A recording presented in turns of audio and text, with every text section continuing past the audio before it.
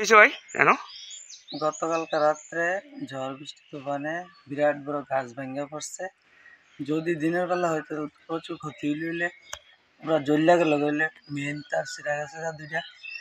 আর আমরা রাত্রে ঘুমাই দিয়েছি, আমরা বাড়ির কাছে বলতে আমার ঘরের উপরেই।